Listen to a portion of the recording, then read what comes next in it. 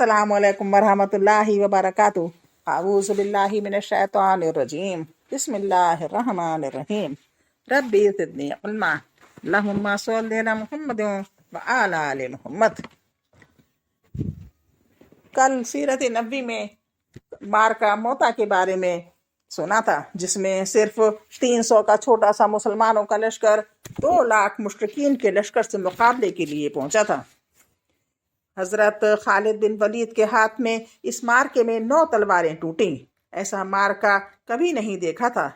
इस मार्के को देखकर और इसकी फतेह को देखकर सारे मुश्रिकीन डर गए और बहुत से कबीलों ने इस्लाम कबूल कर लिया। अब आगे ग़ज़वा फ़तह मक्का।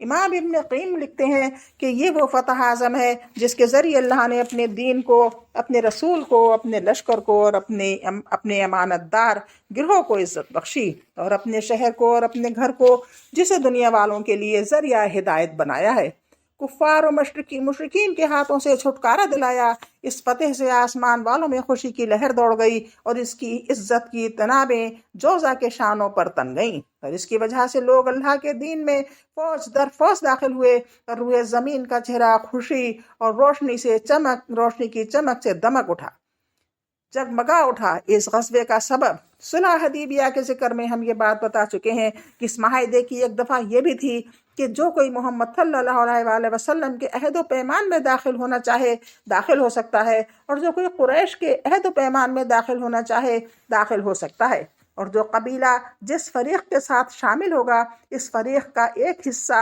समझा जाएगा। लिहाजा ऐसा कोई कबीला अगर किसी हमले या ज़्यादती का शिकार होगा तो ये खुद इस फरीक पर हमला और ज़्यादती तसव्वुर की जाएगी। इस दफ़ा के तहत बनु खुज़ा रसूलुल्लाह सल्लल्लाहु अलैहि वसल्लम के अहद व पैमान में दाखिल हो गए और बनु बकर कबीला कुरैश के अहद व पैमान में दाखिल हो गया। इस तरह दोनों कबीले एक दूसरे से मामून और बेखतर हो गए।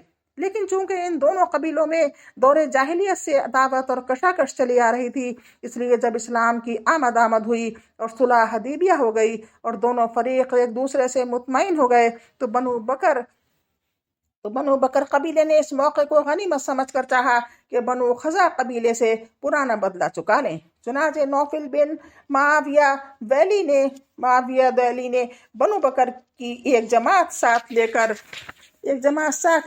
लेकर शाबान 8 हिजरी में बनु खज़ा कबीले पर रात की तारीकी में हमला कर दिया। इस वक्त बनु खज़ा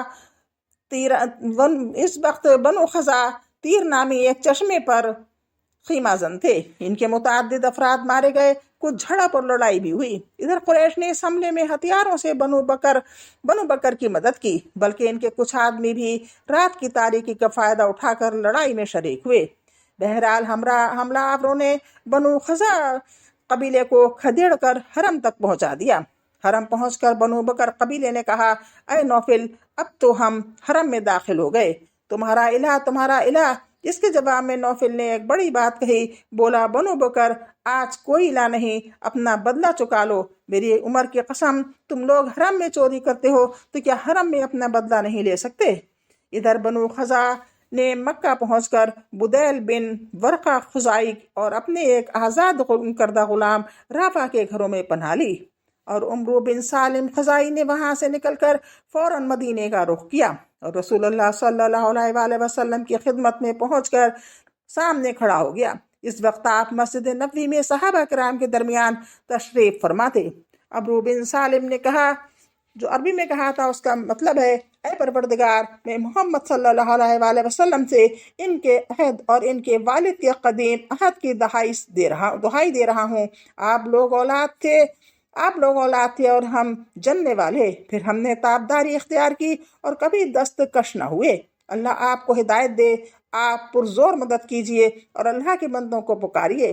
वो मदद को आएंगे जिनमें अल्लाह के रसूल होंगे, हथियार पोश और चढ़े हुए चौदहवीं के चांद की तरह गोरे और खूबसूरत। अगर इन पर जुल्म और इनकी तौहीन की जाए तो चेहरा तमतमा उठता है।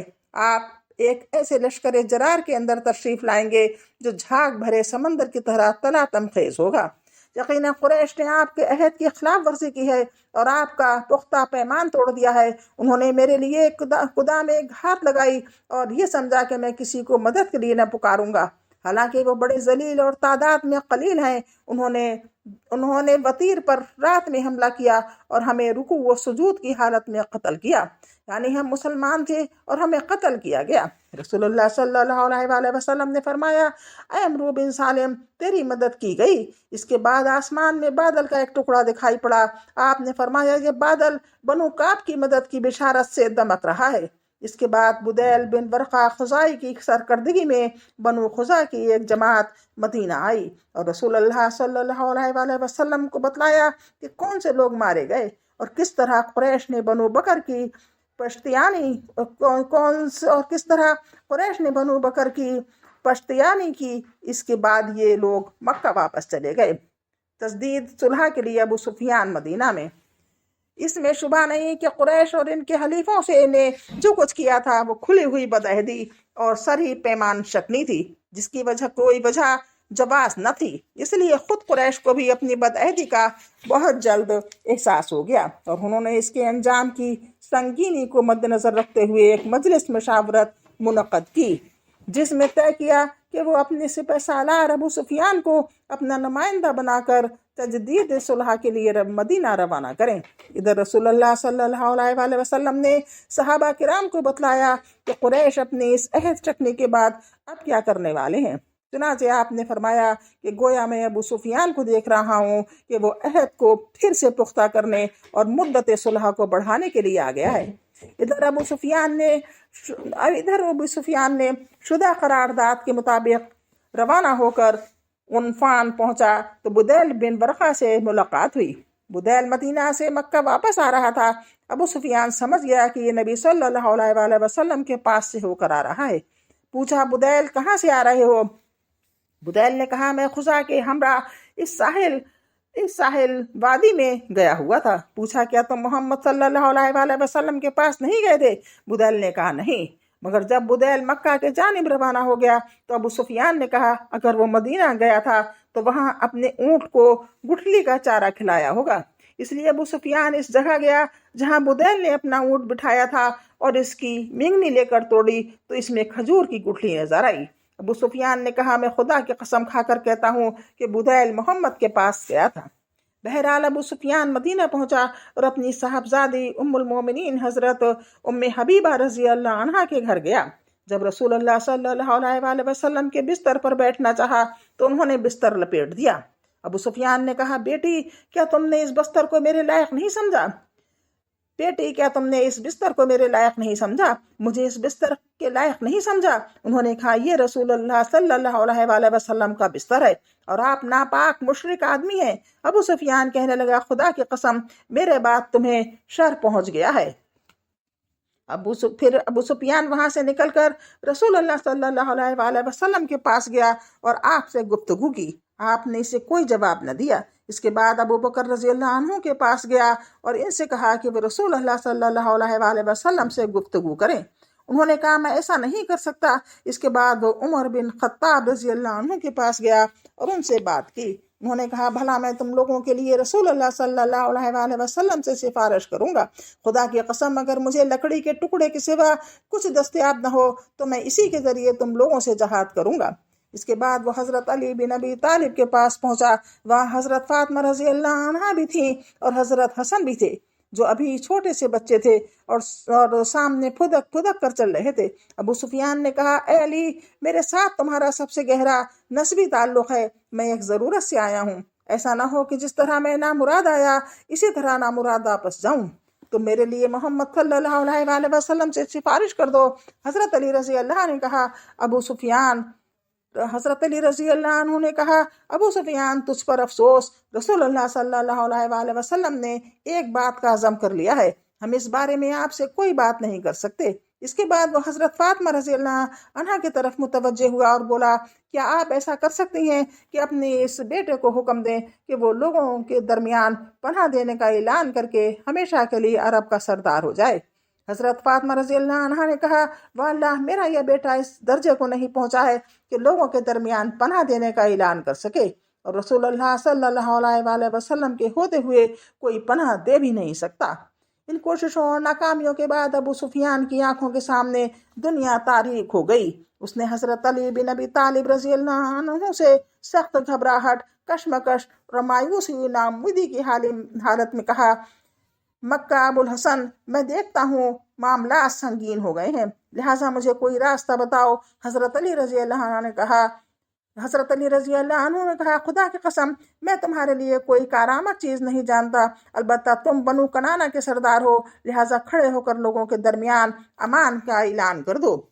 इसके बाद अपनी सरजमीन में वापस चले जाओ। अबू सुफियान ने कहा, क्या तुम्हारा ख्याल है कि मेरे लिए कुछ कारामद होगा? हजरत अली रज़ी अल्लाह अन्हु ने कहा, नहीं, खुदा की कसम, मैं इसे कारामत तो नहीं समझता, लेकिन इसके अलावा कोई सूरत भी समझ में नहीं आती।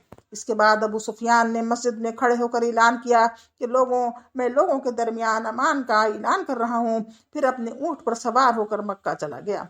कुरैश के पास पहुंचा तो वो पूछने लगे कि पीछे का क्या हाल है। अबू सुफियान ने कहा कि मोहम्मद सल्लल्लाहु अलैहि वसल्लम के पास गया, बात की तो बाहला उन्होंने कोई जवाब नहीं दिया। फिर अबू कहाफा के बेटे के पास गया तो इसके अंदर कोई भलाई नहीं पाई। इसके बाद उमर बिन खत्ताब रजी अल्लाह अन्हु के पास गया तो उसे सबसे कट्टर दुश्मन पाया। फिर अली रजी अल्लाह अन्हु के पास गया तो इसे सबसे नरम पाया। इसने मुझे एक राय दी और मैंने इस पर अमल भी किया, लेकिन पता नहीं वो कारामद भी है या नहीं। लोगों ने पूछा, वो क्या राय थी? अबू सुफियान ने कहा, वो राय ये थी कि मैं लोगों के दरमियान अमान का ऐलान कर दूं, और मैंने ऐसा ही किया। कुरैश ने कहा, तो क्या मोहम्मद ने इसे नाफिज करार दिया?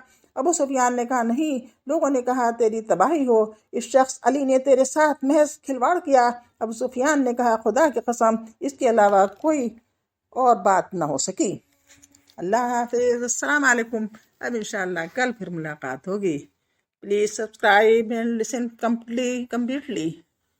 Please completely listen and subscribe, like. Thank very much.